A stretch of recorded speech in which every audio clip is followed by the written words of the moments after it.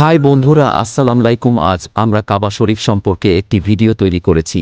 যারা আমাদের চ্যানেলে নতুন, যারা দয়া করে একটি লাইক দিন এবং চ্যানেলটি সাবস্ক্রাইব করুন। আসুন ভিডিওটি উপভোগ করি। কাবা নির্মাণ।